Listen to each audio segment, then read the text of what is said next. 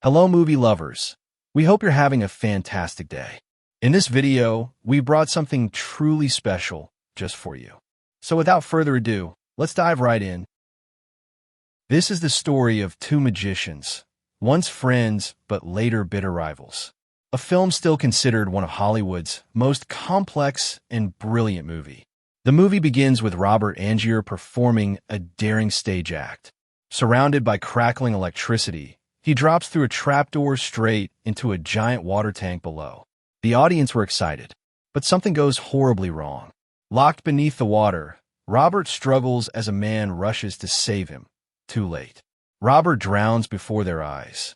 From here, the story moves into flashback, back to the 1890s.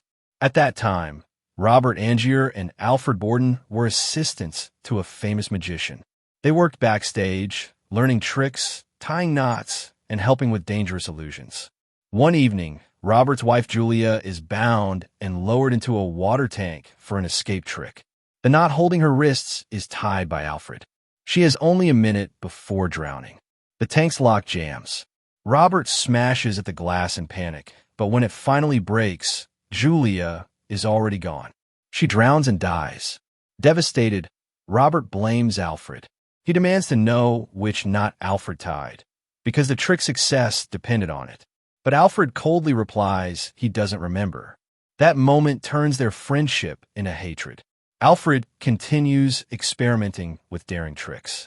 He even invents the bullet catch, a dangerous illusion where an audience member fires a gun and the magician appears to catch the bullet. His wife, Sarah, pleads with him to stop, especially now that she is pregnant. But Alfred is stubborn, explaining the bullet is never real, also uses his hand before it gets too close. In one show, a man from the crowd messes with the trick. Alfred almost dies, and two of his fingers get cut off. But instead of stopping, his love for magic only becomes stronger. Meanwhile, Robert is left broken after Julia's death. His career was in danger. He approaches Alfred, suggesting they should perform together again. For a while, the partnership works, but soon jealousy grows between them. In one trick involving a bird cage, Alfred deliberately ruins the act.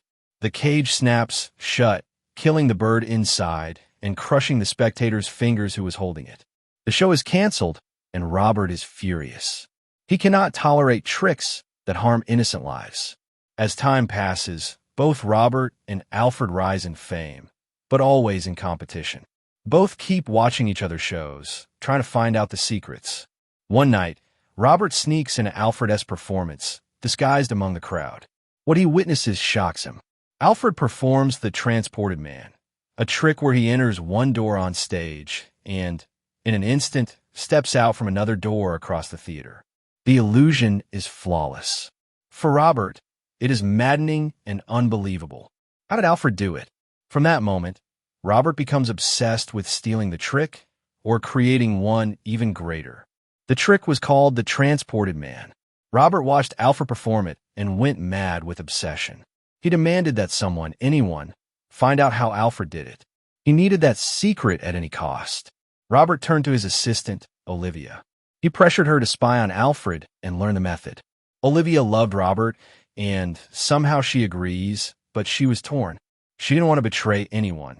Still, Robert's pressure pushed her toward dangerous choices. He convinced her to help him get the secret that would win him back his greatness. Robert actually wanted a book, a diary that was full of Alfred's dark notes and stage secrets. But the diary was useless without a key, the keyboard code that would unlock the writing. So Robert took a cruel shortcut. He kidnapped Fallon, a man who worked closely with Alfred and was often near the left side of the stage. Robert threatened Fallon. "Teach me your trick, or I won't let you go." Fallon begged for his life. Robert made a deal. He gave a small piece of paper with some letters, saying it might help decode the diary, and promised to free him once Robert got what he needed. Fallon got away, and Robert rushed back to try the code. When Robert finally read parts of the diary, what he found wasn't the simple answer he wanted.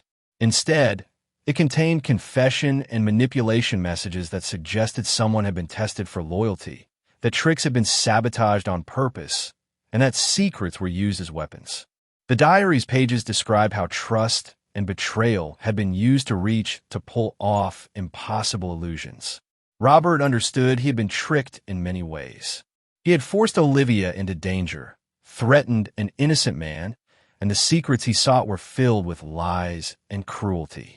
Instead of finding one clear way to steal, Robert's hunger only grew. The diary didn't end his obsession. Olivia was the woman who once told Alfred not to hide his injured hand. She insisted that showing his missing fingers would convince the audience that the man on stage and the man behind the trick were truly the same person. For Robert, that truth cut deep. His obsession only grew stronger. Desperate to do better than Alfred, Robert turned to the one man who might make the impossible to possible, Nikola Tesla. He begged Tesla to build a machine that could transport a man from one place to another. Tesla agreed, but warned him. True invention demanded money, time, and patience. Robert poured his fortune into it. At first, Tesla's experiments looked like failures. Cats and hats placed under the machine never seemed to disappear. Science, Tesla explained, didn't work the way audiences wanted to believe. Disappointed, Robert was ready to give up until Tesla's assistant released one of the cats. Outside, Robert froze in shock. There weren't just two identical cats, there were many. Each experiment hadn't destroyed the original. It had created perfect duplicates. Tesla's invention didn't transport. It cloned. Excited, Robert demanded the finished machine. Tesla warned him once more. In a letter, he wrote, "I am leaving because of the pressure from Edison, but I've delivered what you asked for. Still, I beg you, bury this machine in the deepest ocean. It will only bring you misery." But Robert ignored the warning. 2 years later, he returned to London with the machine. Reuniting with his old engineer, Cutter, Robert prepared the greatest illusion of all. On stage, he stepped into Tesla's machine. In a flash of blinding light, Robert vanished, only to reappear seconds later on the balcony, behind the stunned audience. The crowd erupted. They had never seen such a miracle. For Alfred, this was unbearable. He watched from the seats, shaken and furious. He whispered to his partner Fallon, "I need to know how he does it. What happens beneath that stage?" Determined, Alfred followed Robert's show night after night. One evening, he managed to hide himself under the stage during the performance, lantern in hand. What he discovered was chilling: a massive water tank, sealed tight, hidden from everyone. He couldn't yet understand its purpose, but it was clear this trick was darker than it appeared. And in that moment, the story circled back to the beginning, the scene we first saw.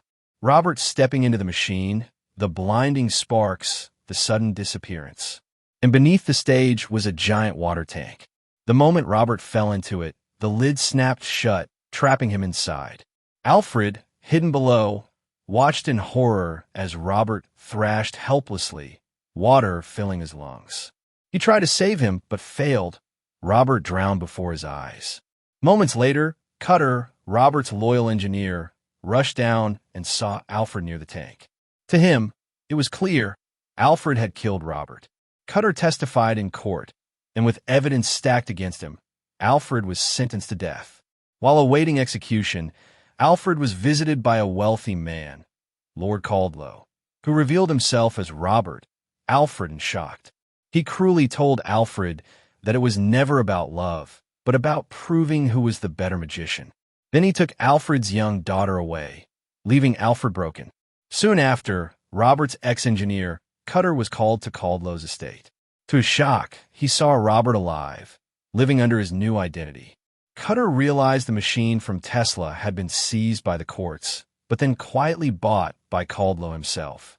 Robert reassured him the machine would never be used again. Cutter agreed to move it to the theater where Robert kept his theater alive. When Cutter left, a masked man slipped inside. That masked man was Alfred's twin brother. Fallon had lived in the shadows all along. The secret was finally clear. Alfred was never one man, but two brothers sharing a single life. One loved Sarah, one loved Olivia. Inside the theater, Fallon confronted Robert. He pulled off the mask, raised his pistol, and shot him. Robert collapsed, stunned but defiant. He confessed his own sacrifice. Every night he used Tesla's machine. He never knew if he would be the man who appeared on stage or the one who drowned below. Each performance was a gamble with death. That was his price. As Robert lay dying, Fallon's lantern toppled, setting the theater with claps. Flames revealed row after row of water tanks, each holding the lifeless body of another Robert. Tesla's invention had not transported him. It had cloned him. Night after night, Robert created a copy and killed the original Robert in silence. The story closes with Alfred, or so called Fallon, reunited with his daughter, holding her close as the theater burns. Both magicians had chased greatness, but at a terrible cost.